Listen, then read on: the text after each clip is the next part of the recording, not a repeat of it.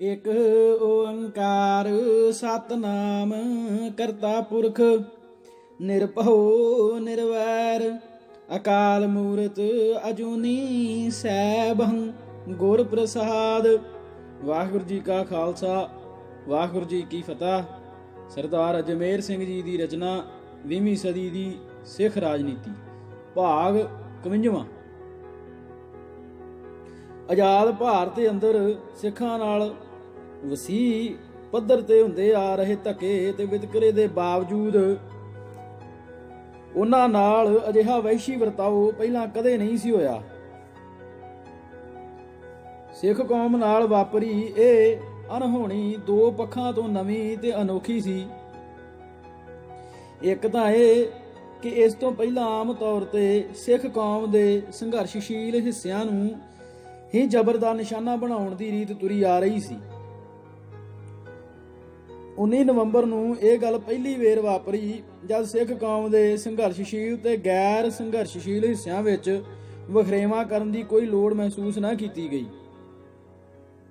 ਨਾ ਵਿਚਾਰਧਾਰਾ ਜਾਂ ਪਾਰਟੀ ਸਬੰਧਾਂ ਦਾ ਭੇਦਭਾਵ ਮੰਨਿਆ ਗਿਆ ਤੇ ਨਾ ਹੀ ਕਿਸੇ ਪਦਵੀ ਅਤੇ ਅਹੁਦੇ ਦਾ ਲਿਹਾਜ਼ ਕੀਤਾ ਗਿਆ। ਕਿਸੇ ਦਾ ਸਿੱਖ ਹੋਣਾ ਹੀ ਉਸ ਦੇ ਦੋਸ਼ੀ ਹੋਣ ਦੀ ਤਸਦੀਕ ਬਣ ਗਿਆ। ਇਸ ਤਰ੍ਹਾਂ ਮੁਗਲ ਕਾਲ ਤੋਂ ਬਾਅਦ ਇਹ ਪਹਿਲੀ ਵੇਰ ਹੋਇਆ ਜਦ ਸਿੱਖ ਕੌਮ ਨੂੰ ਹਿੰਦੂ ਸਲਤਨਤ ਦੇ ਅੰਦਰ ਸਮੂਹਿਕ ਰੂਪ ਵਿੱਚ ਫਿਰਕੂ ਨਫ਼ਰਤ ਤੇ ਧੱਕੇਸ਼ਾਹੀ ਦਾ ਨਿਸ਼ਾਨਾ ਬਣਨਾ ਪਿਆ। ਦੂਜੀ ਅਹਿਮ ਗੱਲ ਇਹ ਕਿ ਸਿੱਖਾਂ ਨੇ ਬਰਤਾਨਵੀ ਰਾਜ ਹੇਠ ਵੀ ਤੇ ਆਜ਼ਾਦ ਭਾਰਤ ਦੇ ਅੰਦਰ ਵੀ ਹਕੂਮਤੀ ਮਸ਼ੀਨਰੀ ਹੱਥੋਂ ਤਾਂ ਬਥੇਰੀ ਵਾਰ ਮਾਰ ਖਾਧੀ ਸੀ, ਪਰੰਤੂ ਹਕੂਮਤੀ ਮਸ਼ੀਨਰੀ ਨਾਲ ਇੱਕ ਤਾਲ ਹੋਏ ਫਿਰਕੂ ਹਜੂਮਾਂ ਦੀ ਖੜਮਸਤੀ ਦਾ ਕੁਸੈਲਾ ਸਵਾਦ ਉਹਨਾਂ ਨੂੰ ਪਹਿਲੀ ਵਾਰ ਚਖਣ ਨੂੰ ਮਿਲਿਆ ਸੀ ਅਤੇ ਇਸ ਸਵਾਦ ਨੇ ਉਹਨਾਂ ਦਾ ਭਾਰਤ ਅੰਦਰ ਰਹਿਣ ਦਾ ਸਾਰਾ ਸਵਾਦ ਹੀ ਕਿਰਕਰਾ ਕਰ ਦਿੱਤਾ ਸੀ। ਇਸ ਦਾ ਪ੍ਰਮਾਣ ਸਰਦਾਰ ਖੁਸ਼ਵੰਤ ਸਿੰਘ ਦੀ ਉਸ ਗੁਸੈਲੀ ਤਕਰੀਰ ਵਿੱਚੋਂ ਮਿਲਦਾ ਹੈ ਜੋ ਉਸਨੇ ਇਹਨਾਂ ਘਟਨਾਵਾਂ ਤੋਂ ਕਈ ਮਹੀਨੇ ਬਾਅਦ ਜਦ ਉਸ ਦੇ ਜਜ਼ਬਾਤ ਕਾਫੀ ਸ਼ਾਂਤ ਹੋ ਚੁੱਕੇ ਸਨ ਰਾਜ ਸਭਾ ਅੰਦਰ ਰਾਸ਼ਟਰਪਤੀ ਦੇ ਭਾਸ਼ਣ ਉੱਤੇ ਹੋਈ ਬਹਿਸ ਦੌਰਾਨ ਦਿੱਤੀ ਸੀ। ਸਰਦਾਰ ਖੁਸ਼ਵੰਤ ਸਿੰਘ ਖੁਦ ਕਾਂਗਰਸ ਸਰਕਾਰ ਦਾ ਨਾਮਜ਼ਦ ਕੀਤਾ ਹੋਇਆ ਮੈਂਬਰ, ਅਕਾਲੀ ਰਾਜਨੀਤੀ ਦਾ ਤਿੱਖਾ ਆਲੋਚਕ ਤੇ ਇੰਦਰਾ ਗਾਂਧੀ ਦਾ ਵਧਵਾਂ ਪ੍ਰਸ਼ੰਸਕ ਸੀ। ਪਰ ਏਸ਼ੀਆਈ ਖੇਡਾਂ ਮੌਕੇ ਸਿੱਖਾਂ ਨਾਲ ਹੋਏ ਦੁਰਵਿਹਾਰ ਨੇ ਉਸ ਨੂੰ ਇਸ ਕਦਰ ਝੰਜੋੜ ਕੇ ਰੱਖ ਦਿੱਤਾ ਕਿ ਉਸ ਨੂੰ ਆਪਣੇ ਬਹੁਤ ਸਾਰੇ ਵਿਸ਼ਵਾਸਾਂ ਤੇ ਧਾਰਨਾਵਾਂ ਬਾਰੇ ਨਵੇਂ ਸਿਰਿਓਂ ਸੋਚਣ ਲਈ ਮਜਬੂਰ ਹੋਣਾ ਪੈ ਗਿਆ। ਉਸ ਨੇ ਰਾਜ ਸਭਾ ਅੰਦਰ ਹਿੰਦੂ ਹਾਕਮਾਂ ਨੂੰ ਕਰਾਰੀ ਫਿੱਟ ਲਾਹਨਤ ਪਾਉਂਦਿਆਂ ਹੋਇਆਂ ਇੱਕ ਸਾਫ਼ ਸੁਣਾ ਦਿੱਤਾ ਕਿ ਦੇਸ਼ ਨੂੰ ਏਸ਼ੀਆਈ ਖੇਡਾਂ ਦੇ ਮੌਕੇ ਸਿੱਖਾਂ ਨਾਲ ਕੀਤੇ ਘਿਨਾਉਣੇ ਵਰਤਾਓ ਦੀ ਬਹੁਤ ਮਹਿੰਗੀ ਕੀਮਤ ਉਤਾਰਨੀ ਪਏਗੀ। ਜਿਸ ਖੁਸ਼ਵੰਤ ਸਿੰਘ ਨੂੰ ਸਿੱਖ ਕੌਮ ਨਾਲ ਵਿਤਕਰੇ ਦੀ ਅਕਾਲੀ ਧਾਰਨਾ ਚੋਂ ਫਿਰਕੂਪੁਣੇ ਦੀ ਬੋ ਆਉਂਦੀ ਸੀ, ਉਹੀ ਖੁਸ਼ਵੰਤ ਸਿੰਘ ਹੁਣ ਨਾ ਸਿਰਫ ਸਿੱਖ ਕੌਮ ਨਾਲ ਹੋ ਰਹੇ ਸ਼ਰੀਹਣ ਧੱਕੇ ਦੀ ਹਕੀਕਤ ਨੂੰ ਪ੍ਰਵਾਨ ਕਰਨ ਲਈ ਮਜਬੂਰ ਹੋ ਗਿਆ ਸੀ, ਸਗੋਂ ਇਸ ਵਿਤਕਰੇ ਨੂੰ ਅਸ਼ਲੀਲ ਤੇ ਨਾਕਾਬਲੇ ਮੁਆਫ ਕਹਿ ਕੇ ਆਪਣਾ ਗੁੱਸਾ ਜ਼ਾਹਰ ਕਰ ਰਿਹਾ ਸੀ। ਉਸ ਨੇ ਭਾਰਤ ਦੇ ਹਾਕਮਾਂ ਨੂੰ ਕੋਰੇ ਲਫ਼ਜ਼ਾਂ ਵਿੱਚ ਇਹ ਤਾੜਨਾ ਕਰ ਦਿੱਤੀ ਕਿ ਰੱਬ ਨਾ ਜਾਣੇ ਜੇਕਰ ਖਾਲਿਸਤਾਨ ਦੀ ਲਹਿਰ ਉੱਠ ਖੜੀ ਹੋਈ ਤਾਂ ਇਹ ਵੱਡੀ ਹੱਦ ਤੱਕ ਭਜਨ ਲਾਲ ਦੀ ਉਜੱਡ ਕਮ ਦ੍ਰਿਸ਼ਟੀ ਦਾ ਹੀ ਨਤੀਜਾ ਹੋਵੇਗਾ।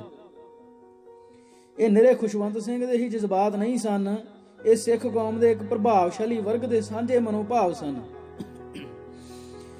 ਅਸਲ ਵਿੱਚ ਸਰਦਾਰ ਖੁਸ਼ਵੰਤ ਸਿੰਘ ਸਿੱਖ ਕੁਲੀਨ ਵਰਗ, ਜਿਸ ਦਾ ਕਿ ਉਹ ਇੱਕ ਪਤਵੰਤਾ ਅੰਗ ਹੈ, ਦੇ ਮਨੋਭਾਵਾਂ ਨੂੰ ਹੀ ਜ਼ੁਬਾਨ ਦੇ ਰਿਹਾ ਸੀ। ਹਰ ਸਮਾਜ ਅੰਦਰ ਹੀ ਕੁਲੀਨ ਵਰਗ ਦਾ ਇਹ ਵਿਸ਼ੇਸ਼ ਲੱਛਣ ਹੁੰਦਾ ਹੈ ਕਿ ਉਹ ਕਾਇਮ ਮੁਕਾਮ ਢਾਂਚੇ ਅੰਦਰ ਆਪਣੀ ਖਾਸੋ ਖਾਸ ਅਹਿਮੀਅਤ ਦੀ ਵਜ੍ਹਾ ਕਰਕੇ ਆਮ ਹਾਲਤਾਂ ਵਿੱਚ ਸਥਾਪਤੀ ਵਿਰੁੱਧ ਆਪਣੀ ਅਸੰਤੁਸ਼ਟਤਾ ਤੇ ਨਾਰਾਜ਼ਗੀ ਪ੍ਰਗਟ ਕਰਨ ਤੋਂ ਪਰਹੇਜ਼ ਕਰਕੇ ਚੱਲਦਾ ਹੈ। ਉਚੇਚੀਆਂ ਸਹੂਲਤਾਂ ਦਾ ਸੁੱਖ ਭੋਗ ਰਿਹਾ ਇਹ ਵਰਗ ਆਪਣੇ ਰਾਜਸੀ ਵਿਹਾਰ ਤੇ ਵਿਚਾਰਾਂ ਵਿੱਚ ਘੱਟ ਤਬਦੀਲੀ ਪਸੰਦ ਤੇ ਵਧੇਰੇ ਨਰਮ ਮਿਜਾਜ ਹੁੰਦਾ ਹੈ। ਆਪਣੇ ਮੂਲ ਸੁਭਾਅ ਤੇ ਝੁਕਾਅ ਪੱਖੋਂ ਹੀ ਇਹ ਯਥਾ ਸਥਿਤੀ ਬਣਾਈ ਰੱਖਣ ਦਾ ਦ੍ਰਿੜ ਸਮਰਥਕ ਹੁੰਦਾ ਹੈ। ਇਹ ਵਰਗ ਸਿਰਫ ਉਦੋਂ ਹੀ ਤਿੱਖੇ ਤੇਵਰ ਅਖਤਿਆਰ ਕਰਦਾ ਹੈ ਜਦ ਇਸ ਨੂੰ ਖੁਦ ਆਪਣੇ ਹੀ ਹਿੱਤ ਸਿੱਧੇ ਰੂਪ ਵਿੱਚ ਖਤਰੇ ਮੂੰਹ ਆਏ ਦਿਖਾਈ ਦੇਣ ਲੱਗਦੇ ਹਨ। ਪਰ ਅਜਿਹੀ ਨੌਬਤ ਛੇਤੀ ਕੀਤਿਆਂ ਤੇ ਅਕਸਰ ਹੀ ਪੈਦਾ ਨਹੀਂ ਹੁੰਦੀ। ਇਤਿਹਾਸ ਅਜਿਹਾ ਵਚਿੱਤਰ ਅੰਦਾਜ਼ ਕਦੇ ਕਦਾਈ ਹੀ ਧਾਰਨ ਕਰਦਾ ਹੈ। ਇਹ ਵਿਵਸਥਾ ਭਾਵ ਢਾਂਚੇ ਅੰਦਰ ਪੈਦਾ ਹੋਈ ਵੱਡੀ ਖਰਾਬੀ ਦੀ ਨਿਸ਼ਾਨੀ ਹੁੰਦੀ। ਅਜਿਹੀਆਂ ਅਲੋਕਾਰੀ ਹਾਲਤਾਂ ਵਿੱਚ ਬਹੁਤ ਕੁਝ ਉਲਟ ਪੁਲਟ ਹੋ ਜਾਂਦਾ ਹੈ। ਆਮ ਦਸਤੂਰ ਭੰਗ ਹੋ ਜਾਂਦੇ ਹਨ ਅਤੇ ਰਵਾਇਤੀ ਵਿਸ਼ਵਾਸਾਂ ਤੇ ਵਿਚਾਰਾਂ ਦੇ ਜੁਗਾੜ ਬੁਰੀ ਤਰ੍ਹਾਂ ਤਿੜਕ ਜਾਂਦੇ ਹਨ। ਏਸ਼ੀਆਈ ਖੇਡਾਂ ਮੌਕੇ ਸਿੱਖ ਕੌਮ ਨਾਲ ਸਮੂਹਿਕ ਰੂਪ ਵਿੱਚ ਹੋਏ ਘਿਨਾਉਣੇ ਫਿਰਕੂ ਵਰਤਾਓ ਨਾਲ ਸਿੱਖ ਸਮਾਜ ਦੇ ਉਹਨਾਂ ਵਰਗਾਂ ਨੂੰ ਜ਼ਬਰਦਸਤ ਮਾਨਸਿਕ ਸਦਮਾ ਪਹੁੰਚਿਆ ਜੋ ਰਵਾਇਤੀ ਤੌਰ ਤੇ ਭਾਰਤੀ ਰਾਜ ਨਾਲ ਬਹੁਤ ਹੀ ਗੂੜੀ ਤੇ ਚੀੜੀ ਤਰ੍ਹਾਂ ਜੁੜੇ ਹੋਏ ਸਨ। ਆਪਣੇ ਵਿਸ਼ੇਸ਼ ਰੁਤਬੇ, ਹਿੱਤਾਂ ਤੇ ਸੁਭਾਅ ਦੀ ਬਦੌਲਤ ਸਿੱਖ ਕੁਲੀਨ ਵਰਗ ਰਵਾਇਤੀ ਤੌਰ ਤੇ ਹੀ ਭਾਰਤੀ ਰਾਜ ਦਾ ਲੋੜੋਂ ਵਧਵਾਂ ਖੈਰ ਖੁਆਹ ਬਣ ਕੇ ਵਿਚਰਦਾ ਆ ਰਿਹਾ ਸੀ।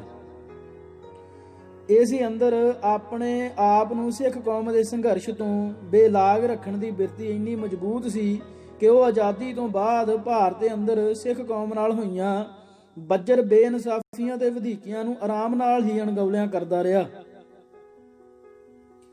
ਪਰ ਏਸ਼ੀਆਈ ਖੇਡਾਂ ਮੌਕੇ ਵਾਪਰੀਆਂ ਘਟਨਾਵਾਂ ਦੇ ਮਾਨਸਿਕ ਝੰਜੋੜੇ ਨੇ ਇਸ ਦੀ ਸੋਚ ਤੇ ਵਤੀਰੇ ਨੂੰ ਅਹਿਮ ਰੂਪ ਵਿੱਚ ਬਦਲ ਦਿੱਤਾ। ਇਸ ਦੇ ਮਨ ਅੰਦਰ ਭਾਰਤੀ ਰਾਜ ਪ੍ਰਤੀ ਤਿੱਖੇ ਸ਼ੰਕੇ ਤੇ ਸਵਾਲ ਪੈਦਾ ਹੋ ਉਠੇ ਅਤੇ ਉਸ ਦੇ ਦੀਨ ਦੀ ਪੱਧਰ ਤੇ ਪਾਲ ਰੱਖੇ ਰਾਜ ਭਗਤੀ ਦੇ ਜਜ਼ਬੇ ਦੀਆਂ ਬੁਨਿਆਦਾਂ ਤਰੇੜਾਂ ਛੱਡਣ ਲੱਗੀਆਂ। ਇਹ ਅਨੁਭਵ ਨਿਰਾ ਕੁਲੀਨ ਵਰਗ ਦੇ ਘੇਰੇ ਤੱਕ ਹੀ ਸੀਮਿਤ ਨਹੀਂ ਰਿਹਾ। ਇਸ ਨੇ ਸਿੱਖ ਸਮਾਜ ਦੀਆਂ ਕੁਝ ਹੋਰਨਾਂ ਪਰਤਾਂ ਉੱਤੇ ਵੀ ਆਪਣਾ ਬਰਾਬਰ ਅਸਰ ਛੱਡਿਆ, ਜਿਸ ਦੇ ਨਤੀਜੇ ਵਜੋਂ ਸਿੱਖ ਸਮਾਜ ਦੇ ਉਹ ਹਿੱਸੇ ਵੀ ਜੋ ਰਵਾਇਤੀ ਤੌਰ ਤੇ ਅਕਾਲੀ ਦਲ ਤੇ ਇਸ ਦੀਆਂ ਸਰਗਰਮੀਆਂ ਪ੍ਰਤੀ ਉਦਾਸੀਨ ਰਵੱਈਆ ਅਪਣਾ ਕੇ ਚੱਲਦੇ ਸਨ, ਸਿੱਖ ਸੰਘਰਸ਼ ਦੀ ਹਮਾਇਤ ਵਿੱਚ ਲਾਮਬੰਦ ਹੋਣੇ ਸ਼ੁਰੂ ਹੋ ਗਏ। ਇਸ ਨਾਲ ਸਿੱਖ ਸੰਘਰਸ਼ ਅੰਦਰ ਨਵੀਂ ਜਾਨ ਭਰ ਗਈ। ਧਰਮ ਯੁੱਧ ਮੋਰਚੇ ਨੂੰ ਇੱਕਦਮ ਵੱਡਾ ਹੁਲਾਰਾ ਮਿਲ ਗਿਆ।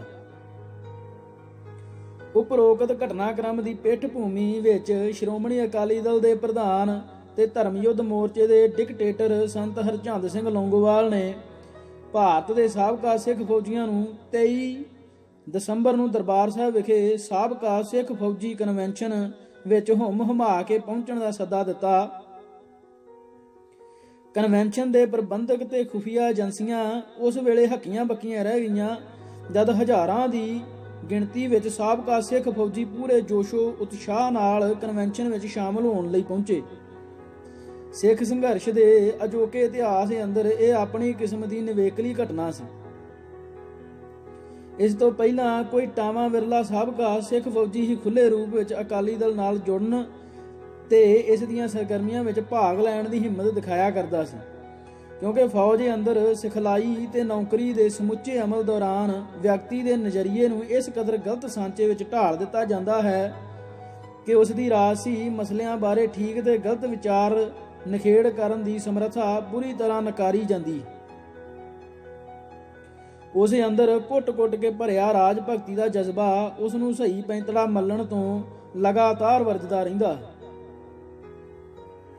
ਦੇਸ਼ ਭਗਤੀ ਤੇ ਸਰਕਾਰ ਭਗਤੀ ਨੂੰ ਰਲਗੱਡ ਕਰਕੇ ਦੇਖਣ ਵਾਲਾ ਗਲਤ ਦ੍ਰਿਸ਼ਟੀਕੋਣ ਹੀ ਹੈ ਜੋ ਵਿਅਕਤੀ ਨੂੰ ਰਾਜਨੀਤਿਕ ਖੇਤਰ ਅੰਦਰ ਨਿਹੱਕੀ ਧਿਰ ਦਾ ਪੱਖ ਮੱਲਣ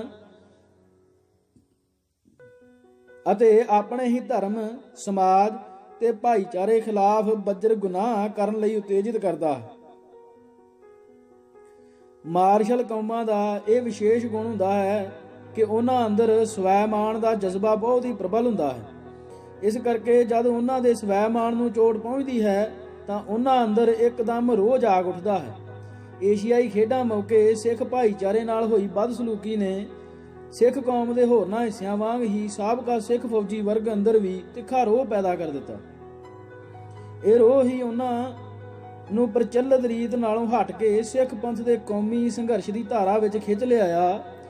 ਸਾਬਕਾ ਸਿੱਖ ਫੌਜੀ ਕਨਵੈਨਸ਼ਨ ਦੀ ਇਸ ਅਣਕਿਆਸੀ ਸਫਲਤਾ ਨੇ ਅਕਾਲੀ ਲੀਡਰਸ਼ਿਪ ਅੰਦਰ ਹੋਰ ਵੱਧ ਉਤਸ਼ਾਹ ਤੇ ਹੌਸਲਾ ਭਰ ਦਿੱਤਾ।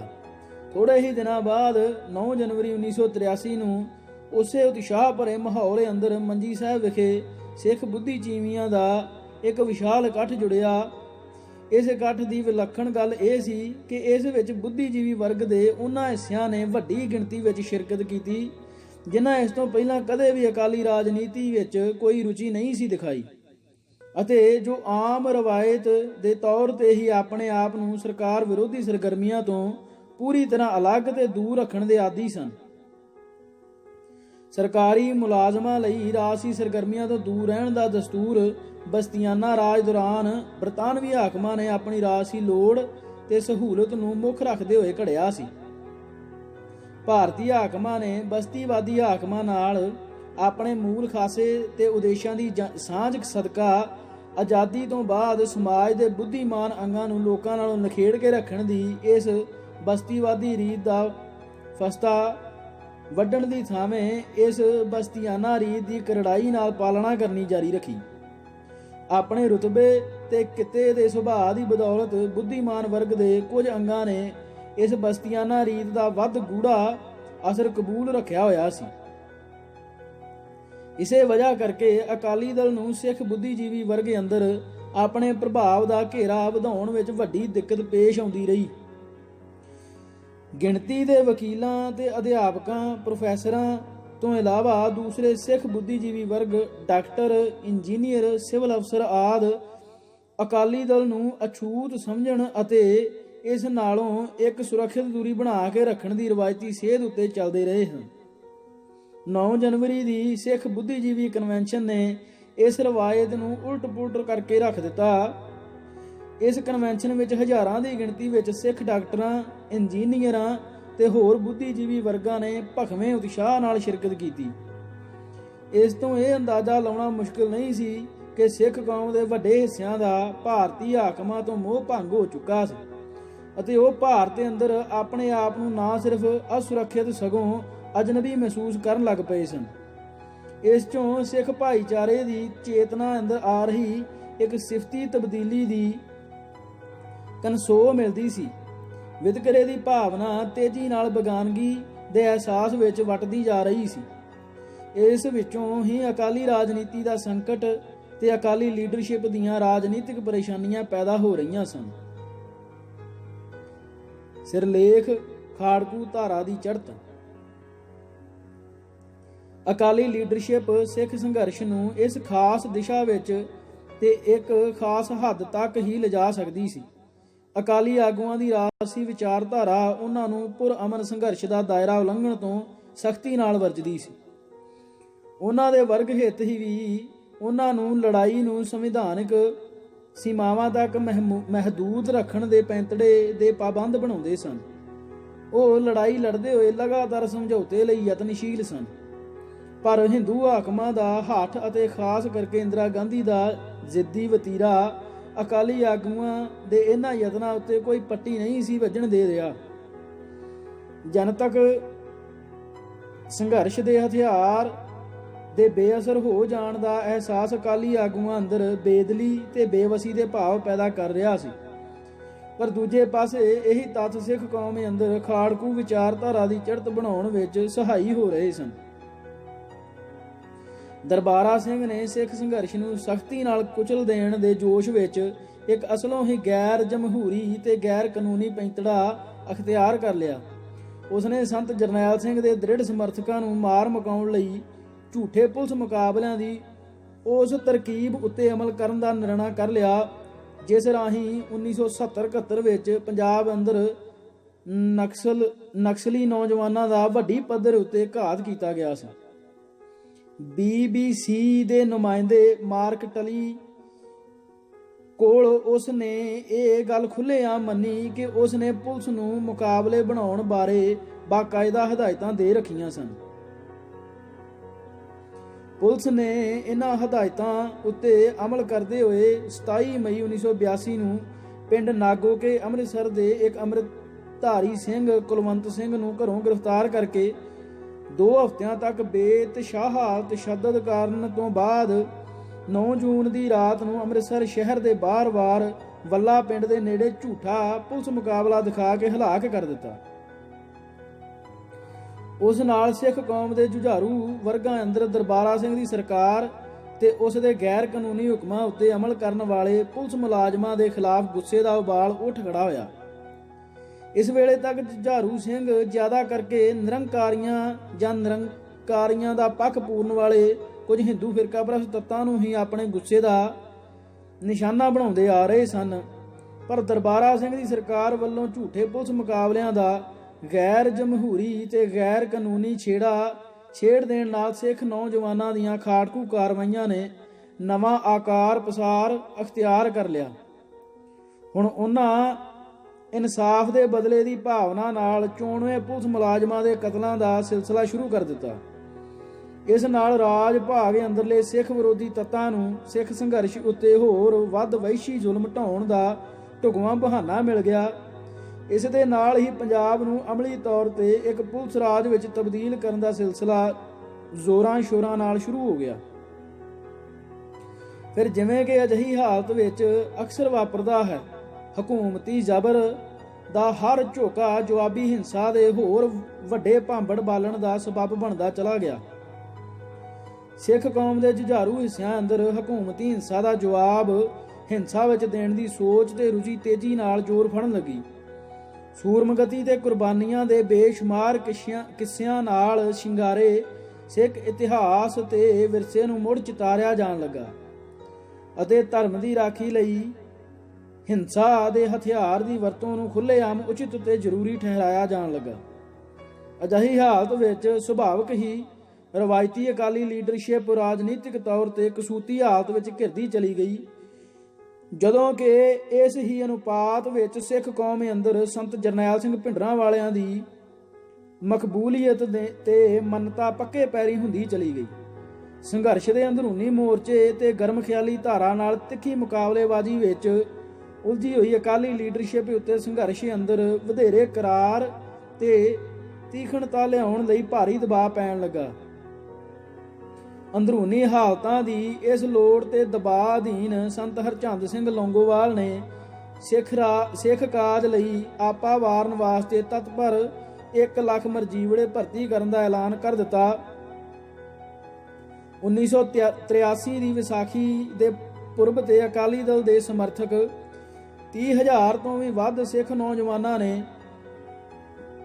ਸ਼੍ਰੀ ਅਕਾਲ ਤਖਤ ਸਾਹਿਬ ਤੋਂ ਇਹ ਸਹੁੰਆਂ ਖਾਧੀਆਂ ਕਿ ਉਹ ਸਿੱਖ ਸੰਘਰਸ਼ ਦੌਰਾਨ ਲੋੜ ਪੈਣ ਤੇ ਸੰਤ ਹਰਚੰਦ ਸਿੰਘ ਲੌਂਗੋਵਾਲ ਦੇ ਹੁਕਮ ਤੇ ਕੋਈ ਵੀ ਕੁਰਬਾਨੀ ਕਰਨ ਤੋਂ ਪਿਛਾਂਹ ਨਹੀਂ ਹਟਣਗੇ। ਇਸ ਤਰ੍ਹਾਂ 12 ਮਈ ਤੱਕ ਅਕਾਲ ਤਖਤ ਉੱਤੇ ਪ੍ਰਣ ਕਰਨ ਵਾਲੇ ਅਜਿਹੇ ਮਰਜੀਵੜਿਆਂ ਦੀ ਗਿਣਤੀ 1 ਲੱਖ ਦੀ ਸੰਖਿਆ ਨੂੰ ਪਾਰ ਕਰ ਗਈ। 21 ਫਰਵਰੀ 1983 ਨੂੰ ਅਕਾਲੀ ਦਲ ਨਾਲ ਸੰਬੰਧਿਤ ਲੋਕ ਸਭਾ ਦੇ 3 ਤੇ ਵਿਧਾਨ ਸਭਾ ਦੇ 35 ਮੈਂਬਰਾਂ ਨੇ ਭਾਰਤ ਸਰਕਾਰ ਦੇ ਸਿੱਖ ਦੁਸ਼ਮਣ ਵਤੀਰੇ ਵਿਰੁੱਧ ਰੋਸ ਪ੍ਰਗਟ ਕਰਨ ਲਈ ਆਪਣੀਆਂ ਮੈਂਬਰੀਆਂ ਤੋਂ ਅਸਤੀਫੇ ਦੇ ਦਿੱਤੇ। ਆਪਣੇ ਤਿੱਖੇ ਤੇਵਰ ਜਾਰੀ ਰੱਖਦਿਆਂ ਹੋਇਆਂ ਅਕਾਲੀ ਲੀਡਰਸ਼ਿਪ ਨੇ 22 ਫਰਵਰੀ ਨੂੰ ਇਹ ਚੱਕਵਾਂ ਬਿਆਨ ਦੇ ਦਿੱਤਾ ਕਿ ਅਕਾਲੀ ਦਲ ਭਾਰਤ ਸਰਕਾਰ ਨਾਲ ਕਿਸੇ ਵੀ ਗੱਲਬਾਤ ਤੇ ਅਮਲ ਵਿੱਚ ਸ਼ਾਮਲ ਨਹੀਂ ਹੋਵੇਗਾ ਅਤੇ ਇਸ ਤੋਂ ਬਾਅਦ ਜੇਕਰ ਕੋਈ ਗੱਲਬਾਤ ਹੋਈ ਤਾਂ ਉਹ ਸਿੱਧੀ ਰਾਸ਼ਟਰਪਤੀ ਨਾਲ ਹੀ ਹੋ ਸਕੇਗੀ। ਕਸੂਤੀ ਰਾਜਨੀਤਿਕ ਸਥਿਤੀ ਵਿੱਚ ਘਿਰੇ ਅਤੇ ਕ੍ਰੋਧ 'ਚ ਆਏ ਅਕਾਲੀ ਆਗੂਆਂ ਨੇ ਰਾਸ਼ਟਰਪਤੀ ਗਿਆਨੀ ਜੈਲ ਸਿੰਘ ਨੂੰ ਵੀ ਆਪਣੇ ਅਹੁਦੇ ਤੋਂ ਅਸਤੀਫਾ ਦੇਣ ਦੀਆਂ ਸਲਾਹੁਤਾਂ ਦੇਣੀਆਂ ਸ਼ੁਰੂ ਕਰ ਦਿੱਤੀਆਂ। ਸਿੱਖ ਕੌਮ ਅੰਦਰ ਤੇਜ਼ੀ ਨਾਲ ਪਸਰ ਰਹੇ ਖਾੜਕੂ ਰੌਂ ਦੀ ਗੰਭੀਰਤਾ ਨੂੰ ਦੇਖਦਿਆਂ ਹੋਇਆਂ ਸੰਤ ਹਰਚੰਦ ਸਿੰਘ ਲੌਂਗੋਵਾਲ ਨੇ ਇੰਦਰਾ ਗਾਂਧੀ ਨੂੰ ਗੁੱਸੇ ਭਰੇ ਸ਼ਬਦਾਂ ਵਿੱਚ ਤਾੜਨਾ ਕੀਤੀ ਕਿ ਉਹ ਅੱਗ ਨਾਲ ਖੇਡਣਾ ਤੇ ਸਿੱਖਾਂ ਦੇ ਖੂਨ ਨਾਲ ਹੋਲੀ ਖੇਡਣੀ ਬੰਦ ਕਰ ਦੇਵੇ। ਪਰੰਤੂ ਇੰਦਰਾ ਗਾਂਧੀ ਨੇ ਸਿੱਖ ਭਾਈਚਾਰੇ ਨੂੰ ਜਿੱਚ ਕਰਨ ਦੇ ਤੇ ਸਿੱਖ ਲੀਡਰਸ਼ਿਪ ਨੂੰ ਟਿੱਚ ਕਰਕੇ ਜਾਣਨ ਦੀ ਆਪਣੀ ਮੰਦਭਾਵੀ ਰਾਜਨੀਤੀ ਜਾਰੀ ਰੱਖੀ। 27 ਫਰਵਰੀ ਨੂੰ ਉਸਨੇ ਗੁਰਦੁਆਰਾ ਬੰਗਲਾ ਸਾਹਿਬ ਵਿਖੇ ਦਿੱਲੀ ਦੇ ਸਿੱਖ ਭਾਈਚਾਰੇ ਅੰਦਰਲੇ ਆਪਣੇ ਕੁਝ ਝੋਲੀ ਚੁੱਕਾਂ ਦੁਆਰਾ ਬੁਲਾਏ ਗਏ ਇਕੱਠ ਨੂੰ ਸੰਬੋਧਨ ਕਰਦਿਆਂ ਹੋਇਆਂ ਸਿੱਖਾਂ ਦੀਆਂ ਕੁਝ ਧਾਰਮਿਕ ਮੰਗਾਂ ਮੰਨ ਲੈਣ ਦਾ ਇੱਕ ਤਰਫਾ ਐਲਾਨ ਕਰ ਦਿੱਤਾ। ਅਸਲ ਵਿੱਚ ਸਿਰਫ 2 ਹੀ ਮੰਗਾਂ ਮੰਨੀਆਂ ਗਈਆਂ। ਇੱਕ ਆਲ ਇੰਡੀਆ ਰੇਡੀਓ ਜਲੰਧਰ ਤੋਂ ਰੋਜ਼ਾਨਾ ਸ਼੍ਰੀ ਦਰਬਾਰ ਸਾਹਿਬ ਤੋਂ ਕੁਝ ਸਮੇਂ ਲਈ ਗੁਰਬਾਣੀ ਦਾ ਕੀਰਤਨ ਰਿਲੇ ਕਰਨ ਅਤੇ ਦੂਜਾ ਸਿੱਖਾਂ ਨੂੰ ਦੇਸ਼ ਦੇ ਅੰਦਰ ਹਵਾਈ ਸਫ਼ਰ ਦੌਰਾਨ 9 ਇੰਚੀ ਕਿਰਪਾਨ ਪਹਿਨਣ ਦੀ ਛੋਟ ਦੇਣ ਬਾਰੇ। ਸਿੱਖਾਂ ਦੀ ਸਭ ਤੋਂ ਉੱਭਰਵੀਂ ਧਾਰਮਿਕ ਮੰਗ ਕੁੱਲ ਹਿੰਦ ਗੁਰਦੁਆਰਾ ਐਕਟ ਬਣਾਉਣ ਬਾਰੇ ਇੱਕ ਵਾਰ ਫਿਰ ਸਿੱਖ ਕੌਮ ਨੂੰ ਫੋਕੇ ਲਾਰਿਆਂ ਨਾਲ ਵਰਚਾਉਣ ਦੀ ਕੋਸ਼ਿਸ਼ ਕੀਤੀ ਗਈ। ਪੰਜਾਬੀ ਸੂਬੇ ਦੀ ਸਥਾਪਨਾ ਵੇਲੇ ਪੰਜਾਬ ਨਾਲ ਹੋਏ ਸ਼ਰੀਹਣ ਵਿਤਕਰੇ ਤੇ ਧੱਕੇ ਬਾਰੇ ਅਤੇ ਆਨੰਦਪੁਰ ਸਾਹਿਬ ਦੇ ਮਤੇ ਵਿੱਚ ਦਰਜ ਸਿੱਖਾਂ ਦੀ ਸ਼੍ਰੋਮਣੀ ਰਾਜਨੀਤਿਕ ਮੰਗ ਦੇਸ਼ ਅੰਦਰ ਹਕੀਕੀ ਫੈਡਰਲ ਢਾਂਚੇ ਦੀ ਉਸਾਰੀ ਬਾਰੇ ਇੰਦਰਾ ਗਾਂਧੀ ਨੇ ਰਸਮੀ ਜ਼ਿਕਰ ਤੱਕ ਕਰਨਾ ਵੀ ਜ਼ਰੂਰੀ ਨਾ ਸਮਝਿਆ। ਅਗਲੇ ਦਿਨ ਸੰਤ ਹਰਚੰਦ ਸਿੰਘ ਲੌਂਗੋਵਾਲ ਨੇ ਇੰਦਰਾ ਗਾਂਧੀ ਦੇ ਇਸ ਐਲਾਨ ਨੂੰ ਸਿੱਖਾਂ ਨਾਲ ਫਰਾਡ ਦਾ ਢੁਕਵਾਂ ਨਾਮ ਦਿੰਦੇ ਹੋਏ ਸਿੱਖਾਂ ਦੀਆਂ 8 ਪ੍ਰਮੁੱਖ ਮੰਗਾਂ ਦੀ ਸੂਚੀ ਕਰ ਦਿੱਤੀ ਅਤੇ ਇਹਨਾਂ ਸਾਰੀਆਂ ਮੰਗਾਂ ਦੀ ਪੂਰਤੀ ਤੱਕ ਸੰਘਰਸ਼ ਦੇ ਰਾਹ ਉੱਤੇ ਅਡੋਲ ਡਟੇ ਰਹਿਣ ਦਾ ਪ੍ਰਣ ਮੁੜ ਦ੍ਰਿੜਾਇਆ। ਸੰਤ ਲੌਂਗੋਵਾਲ ਨੇ ਸ਼੍ਰੋਮਣੀ ਅਕਾਲੀ ਦਲ ਦੇ ਪ੍ਰਧਾਨ ਦੀ ਹੈਸੀਅਤ ਵਿੱਚ ਦਿੱਲੀ ਗੁਰਦੁਆਰਾ ਪ੍ਰਬੰਧਕ ਕਮੇਟੀ ਦੇ ਪ੍ਰਧਾਨ ਹਰਬੰਸ ਸਿੰਘ ਮਨਚੰਦਾ ਨੂੰ ਗੁਰਦੁਆਰਾ ਬੰਗਲਾ ਸਾਹਿਬ ਵਿਖੇ ਇੰਦਰਾ ਗਾਂਧੀ ਦੇ ਸਵਾਗਤ ਤੇ ਸਨਮਾਨ ਹਿੱਤ ਬੁਲਾਏ ਗਏ ਸਮਾਰੋਹ ਦਾ ਇੰਤਜ਼ਾਮ ਕਰਨ ਦੇ ਦੋਸ਼ ਬਦਲੇ ਅਕਾਲੀ ਦਲ ਦੀ ਮੁੱਢਲੀ ਮੈਂਬਰਸ਼ਿਪ ਚੋਂ ਖਾਰਜ ਕਰ ਦਿੱਤਾ। ਕੁਝ ਚਿਰ ਬਾਅਦ ਸਰਦਾਰ ਮਨਚੰਦਾ ਨੂੰ ਦਿੱਲੀ ਵਿਖੇ ਸਿੱਖ ਜੁਝਾਰੂਆਂ ਨੇ ਗੋਲੀਆਂ ਮਾਰ ਕੇ ਹਲਾਕ ਕਰ ਦਿੱਤਾ। 9 ਮਹੀਨਿਆਂ ਤੋਂ ਚੱਲ ਰਹੇ ਧਰਮ ਯੁੱਧ ਮੋਰਚੇ ਅੰਦਰ ਹੋਰ ਵੱਧ ਤੇਜ਼ੀ ਲਿਆਉਣ ਦੇ ਮੰਤਵ ਨਾਲ ਅਕਾਲੀ ਦਲ ਨੇ 4 ਅਪ੍ਰੈਲ 1983 ਨੂੰ ਪੰਜਾਬ ਅੰਦਰ ਹਰ ਕਿਸਮ ਦੀ ਸੜਕੀ ਆਵਾਜਾਈ ਠੱਪ ਕਰ ਦੇਣ ਦਾ ਸੱਦਾ ਦੇ ਦਿੱਤਾ। ਰਸਤਾ ਰੋਕੋ ਦੇ ਇਸ ਕਾਰਵਾਈ ਪ੍ਰੋਗਰਾਮ ਨੂੰ ਪੂਰੀ ਤਰ੍ਹਾਂ ਸਫਲ ਬਣਾਉਣ ਲਈ ਅਕਾਲੀ ਲੀਡਰਸ਼ਿਪ ਨੇ ਵੱਧ ਤੋਂ ਵੱਧ ਭਰਵੀਂ ਜਨਤਕ ਸ਼ਮੂਲੀਅਤ ਕਰਵਾਉਣ ਦੀਆਂ ਤਿਆਰੀਆਂ ਕਰ ਲਈਆਂ। ਇਸੇ ਦੌਰਾਨ ਇੰਦਰਾ ਗਾਂਧੀ ਨੇ ਸਿੱਖ ਸੰਘਰਸ਼ ਦੀ ਸੱਤਿਆ ਚੂਸ ਲੈਣ ਦੇ ਇਰਾਦੇ ਨਾਲ ਇੱਕ ਹੋਰ ਛਲਾਵੇ ਭਰੀ ਰਾਜਨੀਤਿਕ ਚਾਲ ਚੱਲ ਦਿੱਤੀ। ਉਸਨੇ 24 ਮਾਰਚ 1983 ਨੂੰ ਕੇਂਦਰ ਰਾਜ ਸੰਬੰਧਾਂ ਬਾਰੇ ਮੁੜ ਵਿਚਾਰ ਕਰਨ ਤੇ ਇਸ ਸੰਬੰਧੀ ਢੁਕਵੀਆਂ ਸੰਵਿਧਾਨਕ ਸੋਧਾਂ ਸੁਝਾਉਣ ਲਈ ਇੱਕ ਮੈਂਬਰੀ ਕਮਿਸ਼ਨ ਮੁਕਰਰ ਕਰਨ ਦਾ ਐਲਾਨ ਕਰ ਦਿੱਤਾ ਅਤੇ ਇਸ ਮਕਸਦ ਲਈ ਗਿਣੇ ਮਿਥੇ ਰੂਪ ਵਿੱਚ ਸੁਪਰੀਮ ਕੋਰਟ ਤੋਂ ਸੇਵਾ ਮੁਕਤ ਹੋਏ ਇੱਕ ਸਿੱਖ ਜੱਜ ਸਰਦਾਰ ਰਣਜੀਤ ਸਿੰਘ ਸਰਕਾਰੀਆ ਦੇ ਨਾਮ ਦੀ ਚੋਣ ਕੀਤੀ ਗਈ। ਅਗਲੇ ਹੀ ਦਿਨ 25 ਮਾਰਚ ਸੰਤ ਹਰਚੰਦ ਸਿੰਘ ਲੌਂਗੋਵਾਲ ਨੇ ਇੱਕ ਪ੍ਰੈਸ ਬਿਆਨ ਰਾਹੀਂ ਸਰਕਾਰੀਆ ਕਮਿਸ਼ਨ ਦੀ ਸਥਾਪਨਾ ਦੇ ਐਲਾਨ ਦਾ ਸਵਾਗਤ ਕਰਦਿਆਂ ਹੋਇਆਂ ਨਾਲ ਹੀ ਇਹ ਬਣਦੀ ਮੰਗ ਪੇਸ਼ ਕਰ ਦਿੱਤੀ ਕਿ ਕਮਿਸ਼ਨ ਨੂੰ ਇੱਕ ਨਿਸ਼ਚਿਤ ਸਮੇਂ ਦੇ ਅੰਦਰ ਆਪਣੀ ਰਿਪੋਰਟ ਤਿਆਰ ਕਰਨ ਅਤੇ ਇਸ ਰਿਪੋਰਟ ਉੱਤੇ ਢੁਕਵੀਂ ਕਾਰਵਾਈ ਕਰਨ ਦੇ ਪੱਕੇ ਇੰਤਜ਼ਾਮ ਕੀਤੇ ਜਾਣ। ਇਸ ਦੇ ਨਾਲ ਹੀ ਪੰਜਾਬ ਤੋਂ ਬਾਹਰ ਰੱਖੇ ਗਏ ਪੰਜਾਬੀ ਬੋਲਦੇ ਇਲਾਕਿਆਂ ਦੀ ਨਿਸ਼ਾਨਦੇਹੀ ਕਰਨ ਲਈ ਵੀ ਇੱਕ ਯੋਗ ਕਮਿਸ਼ਨ ਸਥਾਪਿਤ ਕਰਨ ਦੀ ਮੰਗ ਮੁੜ ਉਭਾਰੀ ਗਈ। ਉਸ ਸਮੇਂ ਆਮ ਮਾਹੌਲ ਇਹ ਬਣ ਚੁੱਕਾ ਸੀ ਕਿ ਸਿੱਖ ਜਨਤਾ ਭਾਰਤੀ ਹਾਕਮਾਂ ਦੇ ਫੋਕੇ ਐਲਾਨਾਂ ਤੇ ਲਾਰਿਆਂ ਉੱਤੇ ਦਿੱਜਣ ਦੀ ਥਾਵੇਂ ਠੋਸ ਅਮਲਾਂ ਤੇ ਨਤੀਜਿਆਂ ਦੀ ਮੰਗ ਕਰਨ ਲੱਗ ਪਈ ਸੀ।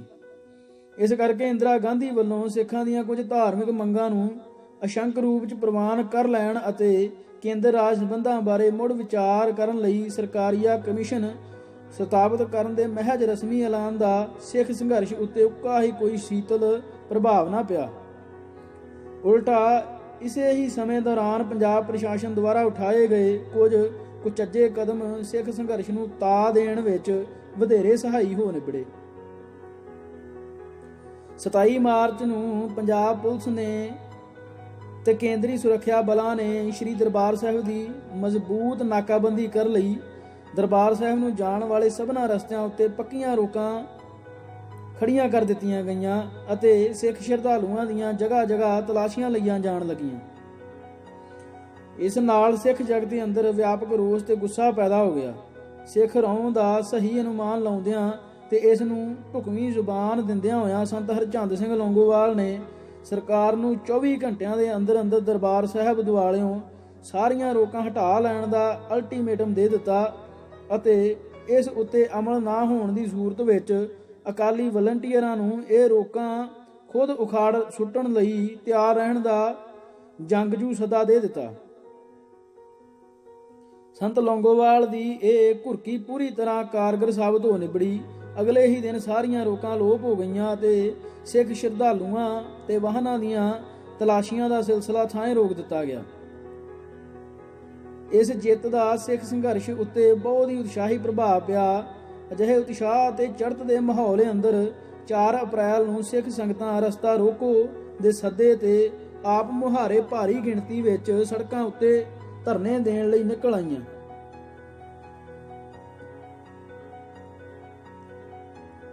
ਦਰਬਾਰਾ ਸਿੰਘ ਨੇ ਹਿੰਦੂ ਵਰਗ ਨੂੰ ਆਮ ਕਰਕੇ ਤੇ ਦਿੱਲੀ ਦੇ ਹਾਕਮਾਂ ਨੂੰ ਖਾਸ ਕਰਕੇ ਖੁਸ਼ ਕਰਨ ਲਈ ਸਰਕਾਰੀ ਹਥਿਆਰਬੰਦ ਦਲਾਂ ਨੂੰ ਸਿੱਖ ਅੰਦੋਲਨਕਾਰੀਆਂ ਨਾਲ ਪੂਰੀ ਸਖਤੀ ਨਾਲ ਸਿੱਝਣ ਦੀਆਂ ਹਦਾਇਤਾਂ ਦੇ ਦਿੱਤੀਆਂ।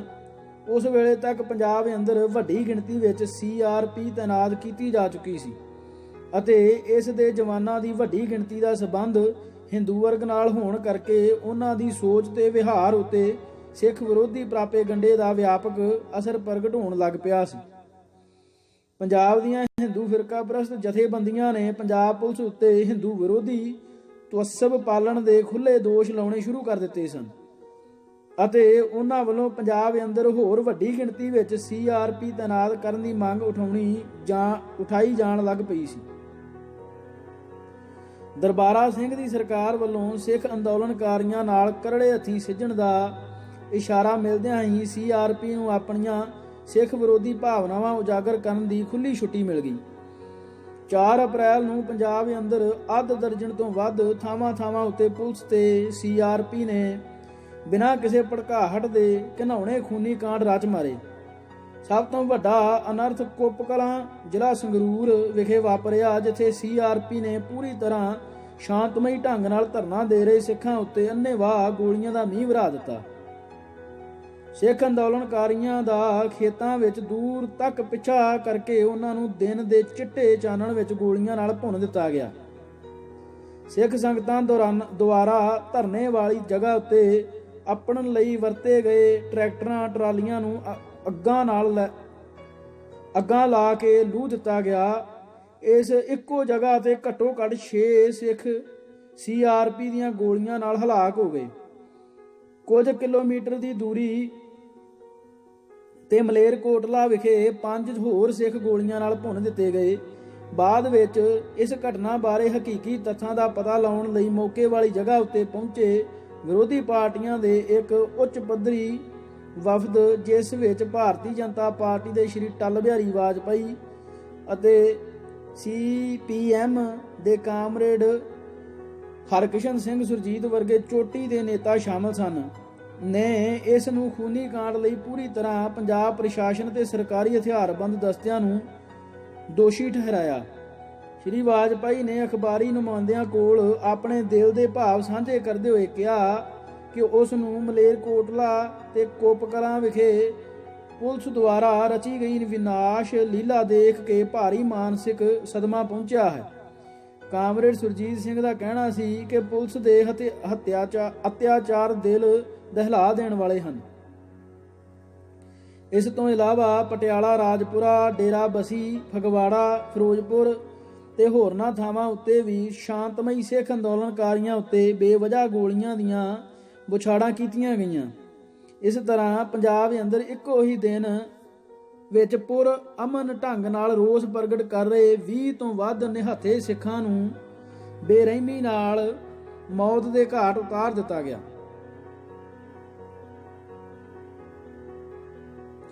ਜਦ ਕਿਸੇ ਸੰਘਰਸ਼ ਅੰਦਰ ਦੋ ਟਕਰਾਵੇਂ ਵਿਚਾਰਧਾਰਕ ਵਹਿਣ ਵਗ ਰਹੇ ਹੋਣ ਤਾਂ ਸੰਘਰਸ਼ ਦੇ ਦੌਰਾਨ ਵਾਪਰੀ ਹਰ ਘਟਨਾ ਇਸ ਅੰਦਰੂਨੀ ਵਿਚਾਰਧਾਰਕ ਜਦੋਜਹਿਦ ਉੱਤੇ ਆਪਣਾ ਲਾਜ਼ਮੀ ਪ੍ਰਭਾਵ ਛੱਡਦੀ ਹੈ। ਧਰਮ ਯੁੱਧ ਮੋਰਚੇ ਦੇ ਅਮਲ ਦੌਰਾਨ ਸਿੱਖ ਪੰਥ ਅੰਦਰ ਆਪਣੇ ਹੱਕਾਂ ਦੀ ਪ੍ਰਾਪਤੀ ਲਈ ਅਪਣਾਏ ਜਾਣ ਵਾਲੇ ਤੌਰ ਤਰੀਕਿਆਂ ਬਾਰੇ ਇੱਕ ਅਣਐਲਾਨਿਆ ਪਰ ਬਹੁਤ ਹੀ ਤਿੱਖਾ ਸਿਧਾਂਤਕ ਵਿਵਾਦ ਚੱਲ ਰਿਹਾ ਸੀ। ਅਕਾਲੀ ਲੀਡਰਸ਼ਿਪ ਪੂਰੀ ਤਰ੍ਹਾਂ ਤੇ ਪ੍ਰਤੱਖ ਤੌਰ ਤੇ ਪੁਰਅਮਨ ਜਦੋਜਹਿਦ ਦੇ ਹੱਕ ਵਿੱਚ ਸੀ, ਜਦਕਿ ਸੰਤ ਜਰਨੈਲ ਸਿੰਘ ਭਿੰਡਰਾਂਵਾਲੇ ਤੇ ਉਹਨਾਂ ਦੇ ਹਮਾਇਤੀ ਸ਼ਾਂਤੀ ਦੇ ਸਿਧਾਂਤ ਦਾ ਮਖੌਲ ਉਡਾਉਂਦੇ ਹੋਏ ਇਸ ਨੂੰ ਸਿੱਖ ਸਿਧਾਂਤਾਂ ਤੇ ਰਵਾਇਤਾਂ ਦੇ ਉਲਟ ਕਰਾਰ ਦਿੰਦੇ ਸਨ। ਅਕਾਲੀ ਲੀਡਰਸ਼ਿਪ ਨੇ ਜਨਤਕ ਲਾਮਬੰਦੀ ਦੇ ਅਮਲ ਨੂੰ ਬਿਨਾਂ ਸ਼ੱਕ ਇਸ ਦੇ ਮੰਤਕੀ ਸਿਖਰ ਤੱਕ ਪਹੁੰਚਾ ਦਿੱਤਾ ਸੀ। ਉਸਨੇ ਆਪਣੀਆਂ ਮੰਗਾਂ ਦਾ ਪ੍ਰਚਾਰ ਪ੍ਰਸਾਰ ਕਰਨ ਅਤੇ ਸਿੱਖ ਜਨਤਾ ਤੋਂ ਇਲਾਵਾ ਦੇਸ਼ ਦੇ ਹੋਰਨਾਂ ਸਹੀ ਸੋਚਣੀ ਵਾਲੇ ਲੋਕਾਂ ਨੂੰ ਵੀ ਇਹਨਾਂ ਮੰਗਾਂ ਦੇ ਪੱਖ ਵਿੱਚ ਕਾਇਲ ਕਰ ਲੈਣ ਅਤੇ ਸਭ ਤੋਂ ਵੱਧ ਕੇ ਸਿੱਖ ਕੌਮ ਦੇ ਵੱਡੇ ਹਿੱਸਿਆਂ ਨੂੰ ਧਰਮ ਯੁੱਧ ਮੋਰਚੇ ਦੇ ਹੱਕ ਵਿੱਚ ਨਿਰਣਾਇਕ ਤੌਰ ਤੇ ਲਾਮਬੰਦ ਕਰ ਲੈਣ ਵਿੱਚ ਕੋਈ ਕਮੀ ਪੇਸ਼ੀ ਨਹੀਂ ਸੀ ਰਹਿਣ ਦਿੱਤੀ। ਇਸ ਭਾਗ ਲਈ ਇਹਨਾਂ ਜੀ। ਵਾਹਿਗੁਰੂ ਜੀ ਕਾ ਖਾਲਸਾ, ਵਾਹਿਗੁਰੂ ਜੀ ਕੀ ਫਤਿਹ।